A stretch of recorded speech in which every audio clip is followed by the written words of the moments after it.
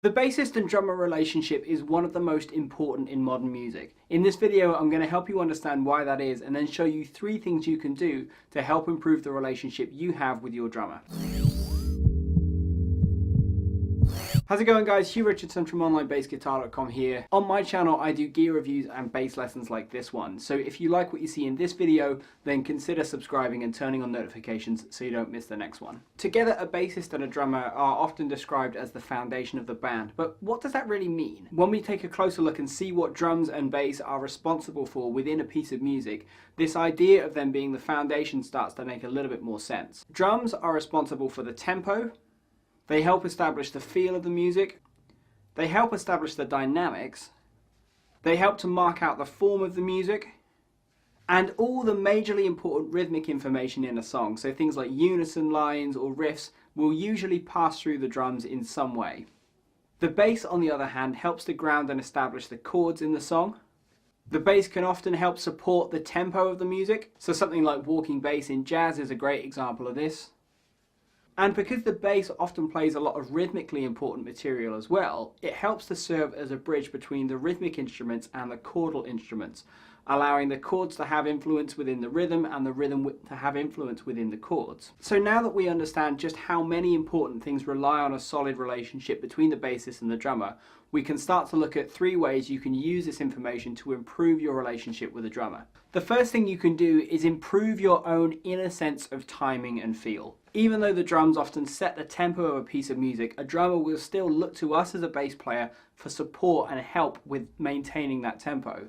If we start to slow down, we can often drag a drummer back with us, and because the rest of the band will listen to either the bass or the drums, we inadvertently end up dragging the entire band back. And there's nothing worse than a band that constantly slows down. However, if your own inner sense of timing and pulse is really strong, the drummer can play and feel secure in sharing this responsibility of establishing and maintaining a tempo with you. This means a drummer will feel much more supported, much less restricted, and much more confident in both what they play and who they're playing with. The second thing you can do is make sure you're not just listening to yourself the entire time. At times I like to think about the drums and bass almost as being one unified instrument. And within that one unified instrument, I'm always trying to listen for, is it stable?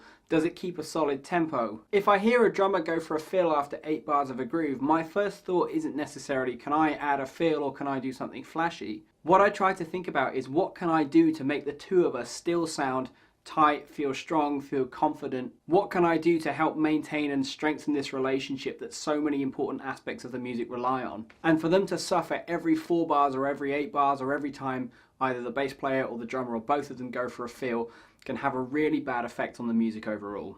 The third thing you can do is work on your sense of musical texture. If you're unsure what I mean by a sense of texture, have a listen to the next time you hear a drummer switch from a closed hi-hat to playing a ride cymbal, or you hear a bass player switch from playing short high notes to really long, fat, low notes. It completely changes the overall sound and feel of the music. Personally, I always feel the bass and drums have the power to completely change and shape the overall texture of a piece of music all by themselves. And because these 2 instruments are so powerful, we've got to be careful not to abuse that power. But as I say, if we abuse this sense of power and we change textures all the time simply because we can, rather than because the music really needs us to change, we end up destabilizing the entire song and it just sounds like a mess. As a bass player, the way I try and find my place within the overall texture of music or within a certain section of music is I like to ask myself, what's the listener really meant to be focusing on here? Is it the vocal? Is it the piano part? Does my bass part really need to be this busy, or is it more important for someone to hear the kick drum over me? Or alternatively, does this music really rely on having a strong melodic bass line? By asking these questions, you can better frame your relationship with the drummer, and as such, get a better picture of that relationship's overall place within the music. This has all just come from my experience, and as such, it's just my opinion, but I'd love to know what you think about this, so